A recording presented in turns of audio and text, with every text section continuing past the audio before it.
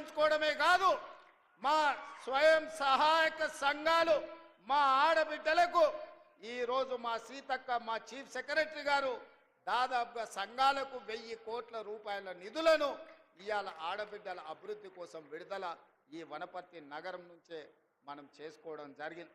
ఇదే కాదు ఈరోజు చిన్నారెడ్డి గారు కాసిం నగర్ ఎత్తిపోతల పథకాన్ని వారు అడగడం జరిగింది.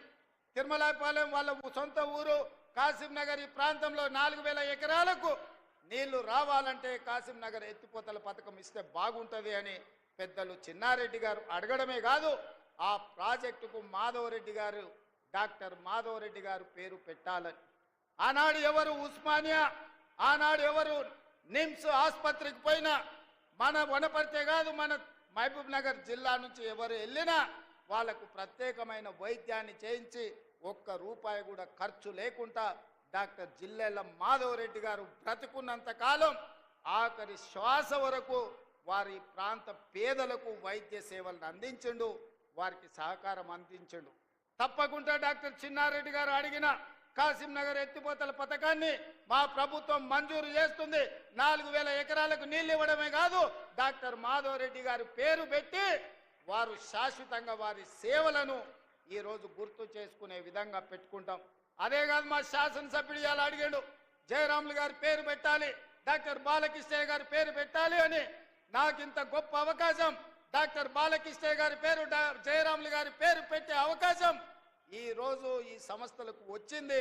తప్పకుండా ఆ మాజీ శాసనసభ్యుల పేర్లు పెట్టే బాధ్యత ఈ ప్రాంత ప్రజలకు ఈ పేదలకు వారు అందించిన సేవలకు మనం ఇయ్యగలిగిన గుర్తింపు ఇదే. అందుకే రాష్ట్ర ప్రభుత్వం వేదిక మీద నుంచి ప్రధాన కార్యదర్శి గారికి నేను ఆదేశాలు ఇస్తున్నా.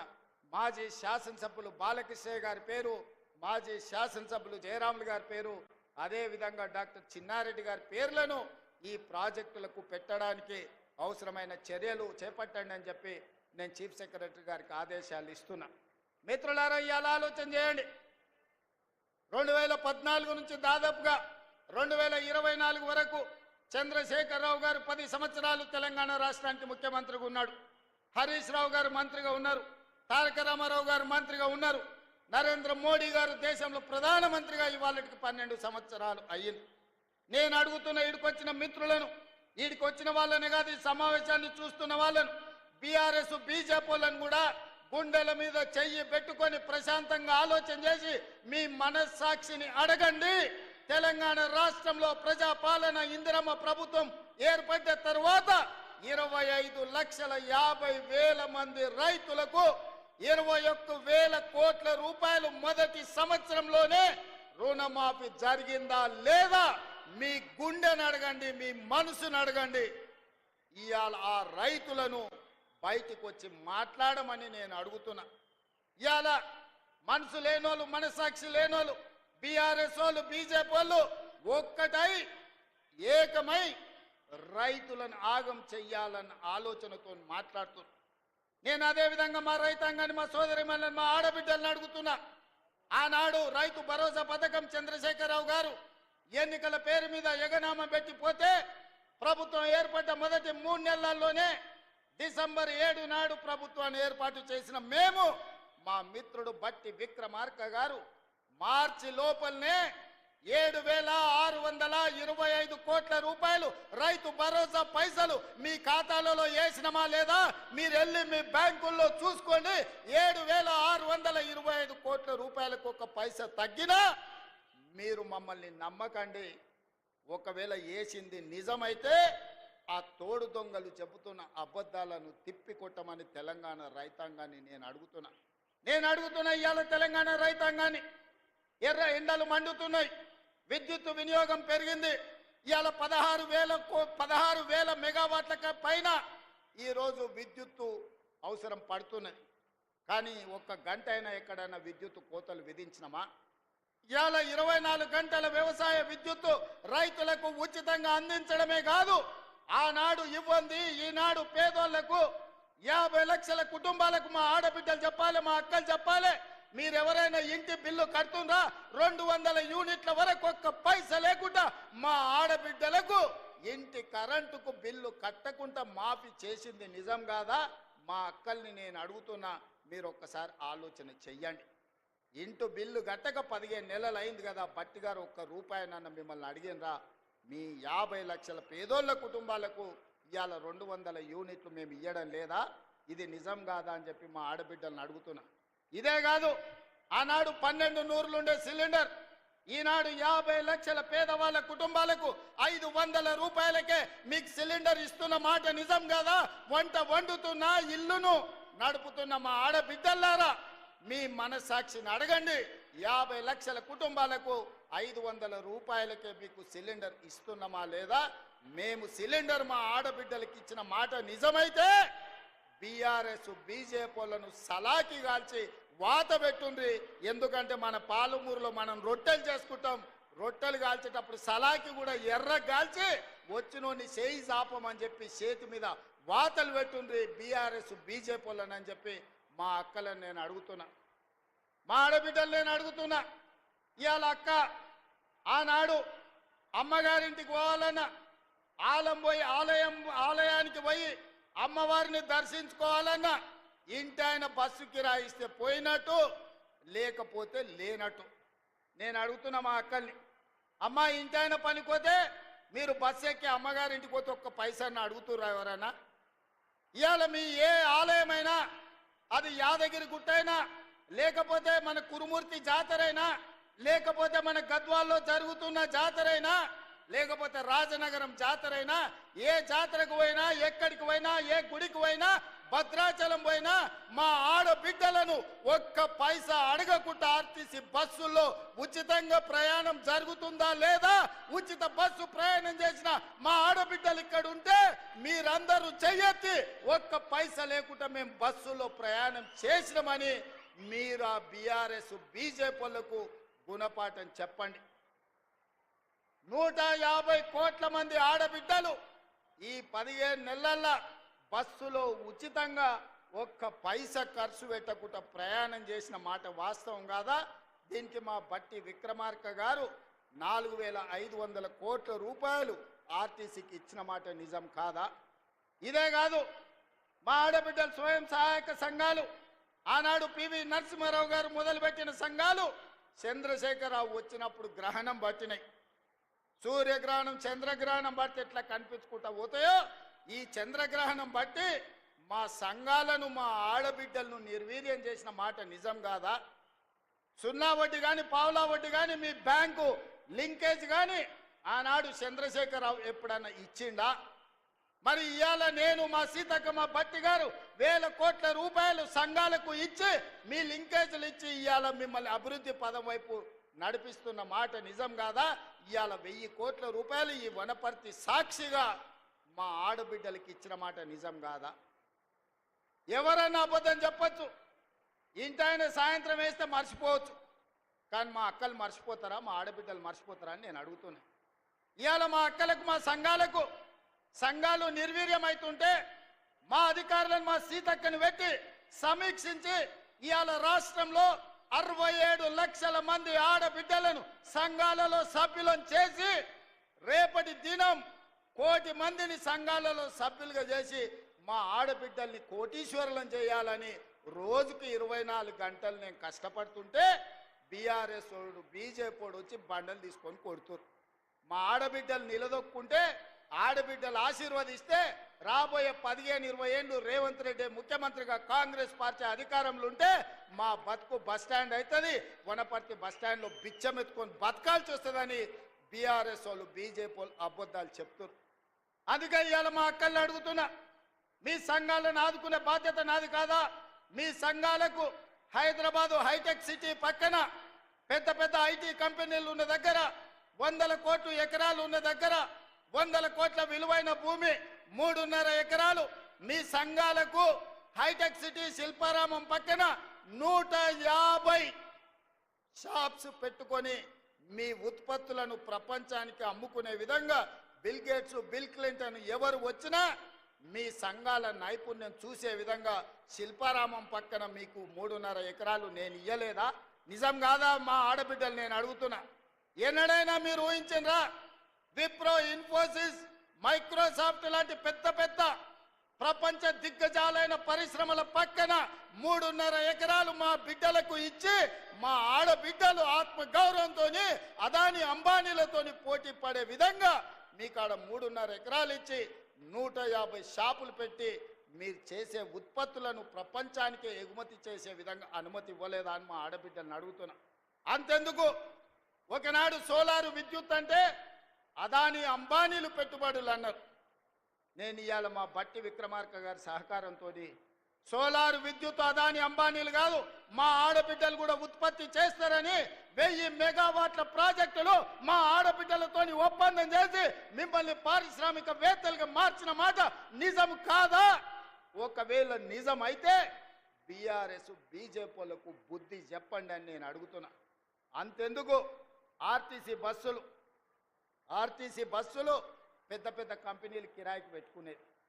కానీ ఇవాళ ఈ ఆర్టీసీ బస్సులు 1000 బస్సులు మా ఆడబిడ్డలు కొని ఆర్టీసీకి కిరాయికి పెట్టి 1000 బస్సుల యజమానులను మా ఆడబిడ్డల్ని చేసిన మాట నిజం కాదా? ఇవాళ 1000 బస్సుల యజమానులుగా మారిన మీరు పెట్టిన బస్సుల్లో, మీరు కొన్న బస్సుల్లో మీ ఆడబిడ్డలు మీ పిల్లలు చదువుకోవడానికి ఉచితంగా వెళ్తుంటే ఇవాళ మీకు గౌరవం పెరిగిందా తగ్గిందా?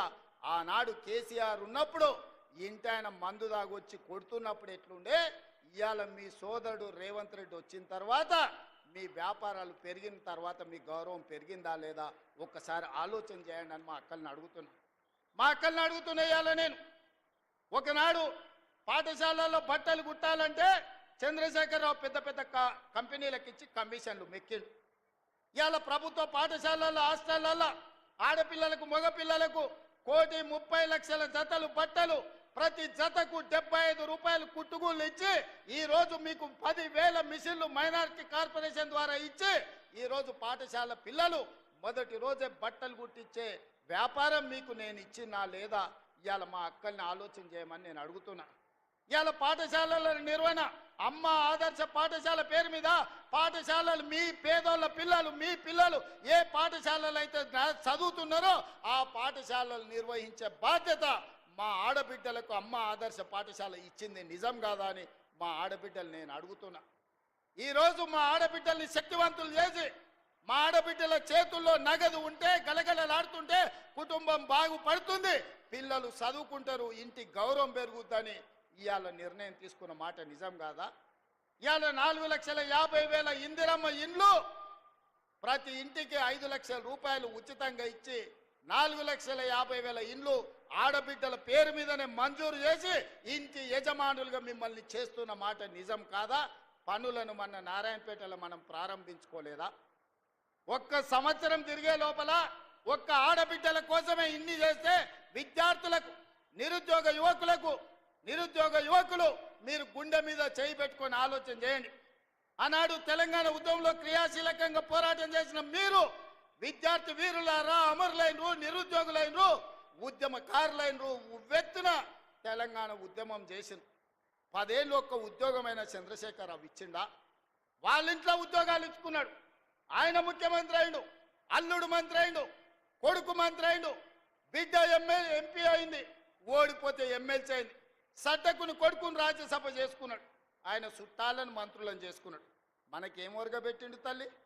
కానీ అదే ఇందిరమ్మ రాజ్యం వచ్చిన తర్వాత ప్రజాపాలనలో మొదటి సంవత్సరం నిరుద్యోగ యువకులకు ప్రభుత్వ ఉద్యోగాలు 55,163 ఉద్యోగాలు భారతదేశంలోనే స్వతంత్రం వచ్చినప్పటి నుంచి ఈనాటి వరకు ఒక్క సంవత్సరంలో 55,000 ఉద్యోగాలు ఇచ్చిన ప్రభుత్వం ఏదైనా ఉందంటే మీ తమ్ముడి ప్రభుత్వం, మీ అమ్మ ఇందిరమ్మ ప్రభుత్వం తప్ప గత పాలకులు చేసింది కాదు. ఇది నిజం కాదా?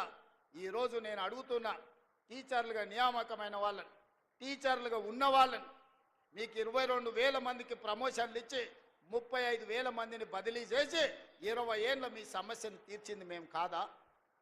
ఇన్ని పనులు సంవత్సరం లోపల చేస్తే అప్పుడే చంద్రశేఖరరావు, తారక రామారావు, హరీష్ రావు, కవితారావు ఇక నువ్వు దిగుతావా లేదా అని జోలె భుజాలను కేసుకొని బయలుదేరు. ఏందయ్యా మీ కడుపు నొప్పి? 10 ఏళ్ళు మీరే ఏలిండ్రు కదా, 10 ఏళ్ళు మీరే పచ్చగా ఉన్నారు, పండిందంతా మీరే మేసిండ్రు, పచ్చగున్న కాడ మేసిను, వెచ్చగున్న కాడ వండుకురు ఫామ్ హౌస్లల్లా మా పేదోళ్ళ గురించి ఆలోచన చేసిరా, మా పాలమూరుకు నీళ్లు తెచ్చిరా అని నేను అడుగుతున్నా. 10 ఏళ్లలో మీరు ప్రాజెక్టులు కడితే మా పాలమూరు ఎందుకు ఎడారి అవుతుంది? మా ఆడబిడ్డలు వలసలు ఎందుకు పోతారు? ఇయాలటి కూడా కొత్తకోట దగ్గరనో, దేవరకద్ర దగ్గరనో, పెద్దమందడి దగ్గరనో జంటలుగా మేస్త్రీల దగ్గర, గుంపు మేస్త్రీల దగ్గర పైసలు తీసుకొని పిల్లల్ని ఇంటి దగ్గర వదిలి వలస పోతుంటే మా కష్టం గురించి ఎన్నడైనా ఆలోచన చేసిన వా చంద్రశేఖరరావు అని నేను అడుగుతున్నా. ఎన్నడైనా మా వలసలు, మా కష్టాలు, మా తట్ట పని, మా పార పని, మా మట్టి పని, మా రక్తాన్ని చెమటగా మార్చి ఈ దేశంలో ప్రతి ప్రాజెక్టు మేం కట్టినాం. బాక్రానంగల్ నుంచి నాగార్జున సాగర్ వరకు, శ్రీశైలం నుంచి శ్రీరామ్ సాగర్ వరకు మా చెమట లేకుండా, మా రక్తం దార బొయ్యకుట్ట కట్టిన ప్రాజెక్ట్ ఏదైనా ఉందా అని చంద్రశేఖరరావు నేను అడుగుతున్నా. మరి ఇవాళ నేను అడుగుతున్నా, 10 ఏళ్ళు 2 లక్షల కోట్లు సాగునీటి ప్రాజెక్టుల మీద ఖర్చు పెట్టిన నువ్వు మా పాలమూరు ఎందుకు పూర్తి చేయలేదు? మా కల్వకుర్తిని ఎందుకు పడావు పెట్టినవు? మా భీమా, నెట్టెంపాడు, కోయిల్ సాగర్, మా సంపద కొట్లాడిన తుమ్మిళ్ళ ప్రాజెక్ట్ ఎక్కడికి పోయింది? ఆర్డిఎస్ ప్రాజెక్టు ఎందుకు ఎండిపోయిందని నేను అడుగుతున్నా. ఇవాళ మా ప్రాజెక్టులు నువ్వు ఎండబెట్టబట్టి, ఆనాడు నువ్వు ఎస్ఎల్బీసీ మేము మొదలుపెట్టి 32 కిలోమీటర్లు పూర్తి చేస్తే 10 కిలోమీటర్లలో 2 కిలోమీటర్లు వేసి పడావు పెట్టే 10 ఏళ్ళు పడావు ఉన్న ఎస్ఎల్బీసీ పనులు ఆగిపోవడం వల్ల ఇవాళ కుప్పగూలి 8 మంది ప్రాణాలు పోయినాయి. ఈ పాపం నీది కాదా చంద్రశేఖరరావు? ఈ పాపాల భైరవుడివి నువ్వు కాదా? మా ప్రాణాలను, మా ఆస్తులను కొల్లగొట్టి ఇవాళ రాయలసీమకు నీళ్లు తరలించకపోతుంటే గుడ్లప్పగిచ్చి చూస్తున్నావు కదా. రాయలసీమకు నీళ్లు తరలించడానికి కారణం నువ్వు కాదా? ఆనాడు రాజశేఖర రెడ్డి ఉన్నప్పుడు పోతిరెడ్డి పాడు పొక్క పెద్ద చేసి నువ్వు మంత్రిగా ఉన్నప్పుడు తండ్రి నీళ్లు తీసుకుపోయాడు. ఇవాళ కొడుకు ముఖ్యమంత్రి అయినాక ప్రగతి భవన్లో పిలిచి పంచపక్ష ప్రమాణాలు పెట్టి రాయలసీమ ఎత్తిపోతల పథకానికి పునాదులేసింది నువ్వు కాదా? ఆలోచన, కర్త, కర్మ, క్రియ, రాయలసీమ లిఫ్ట్ చంద్రశేఖరరావు వేసిన పునాది రాయి. అంతెందుకు మిత్రులారా, నేను గుర్తు చేయదలుచుకుని ఇక్కడున్న మా యువకులకు, రాయలసీమ పోయిండు, రోజమ్మ ఇంటికి పోయిండు, రొయ్యల పులుసు తిన్నాడు. ఏమన్నాడయ్యా? రొయ్యల పులుసు తిని రాయలసీమను రతనాల సీమ చేస్తాన్న సన్నాసోడేవాడని నేను అడుగుతున్నా. రోజమ్మ పెట్టిన రొయ్యల పులుసు తింటేనే రాయలసీమను రతనాల సీమ చేయాలన్న చంద్రశేఖరరావు మా పాలమూరు, కరీంనగర్ నుంచి వలస వచ్చిన నిన్ను హక్కున పెట్టుకొని గుండెల్లో పెట్టుకొని భుజాల మీద మోసి పార్లమెంటు సభ్యుడిగా ఢిల్లీకి పంపిస్తే ఇవాళ తెలంగాణ రాష్ట్రానికి ముఖ్యమంత్రి అయినవు. మరి మాకెంత చేయాలో నువ్వు? ఇవాళ నిన్ను ఎంపీగా గెలిపించినందుకు నీ చర్మం వచ్చి మా పాలమూరు బిడ్డలకు చెప్పులు కుట్టించినా కూడా అది తక్కువనే అవుతుంది. నువ్వు పాలమూరు ద్రోహివి. కృష్ణానది జలాలు ఈ రోజు ఆంధ్రప్రదేశ్, రాయలసీమ కొల్లగొట్టకపోతుందంటే 100% దుర్మార్గుడివి నువ్వు. ఈ రోజు 811 టీఎంసీల్లో 512 టీఎంసీలు ఆంధ్రకు తీసుకుపోయినని సంతకం పెట్టిన దుర్మార్గుడివి. ఇవాళ సంతకమే తెలంగాణ రైతాంగానికి యమపాశమై ఈరోజు మా ప్రాణాలను బలిగొనే పరిస్థితి వచ్చింది. అందుకే ఇవాళ ప్రాజెక్టుల మీద, నీళ్ల మీద, పడావు పడ్డ పాలమూరు మీద, ఇక్కడ పుట్టి ఇక్కడ పెరిగి, పుట్టింది అచ్చంపేట్ల, పెరిగింది వనపర్తిలా, గెలిచింది కొడంగల్ల, ఈ పాలమూరు రుణం తీర్చుకోనికనే తెలంగాణ ముఖ్యమంత్రినైనా మా నారాయణపేట కొడంగల్ మక్తల్ ప్రాజెక్టు ప్రారంభిస్తే కేసులేసి అడ్డుకోవాలనే ప్రయత్నం చేస్తున్నావు. ఎస్ఎల్బీసీని పడావు పెడితే పని చేయాలంటే అడ్డం వచ్చి పండుకుంటున్నావు. ఇవాళ మా పాలమూరును పడావు పెట్టిందే నువ్వు చంద్రశేఖరరావు. నిన్ను నమ్మినందుకు మమ్మల్ని నట్టేట ముంచినవు. వెనకటికి పెద్దలు చెప్పినట్టు నమ్మి నానబోస్తే పుచ్చి బుర్రెలేనని ఇవాళ చంద్రశేఖరరావు నమ్ముకున్నందుకు పాలమూరు జిల్లా ఎడారిగా మారింది. అందుకే మిత్రులారా, ఇవాళ మీరు ఒక్కసారి ఆలోచన చేయండి. 10 సంవత్సరాలు చంద్రశేఖరరావు ప్రభుత్వం, బీఆర్ఎస్ ప్రభుత్వమే ఉన్నది కదా. మీరందరు కలిసి మేఘారెడ్డి, నన్ను, మల్లురవిని, బట్టి విక్రమార్క గారిని, మధుసూదన్ రెడ్డిని, రాజేష్ను, శంకర్ను ఆశీర్వదించి 5 ఏళ్ల కోసం అధికారం ఇస్తే ఏడాది కాకముందే మమ్మల్ని దిగిపోమంటారు. ఇది న్యాయమా? ఒక్కసారి ఆలోచన చేయండి. 10 ఏళ్ళు మీరే కదా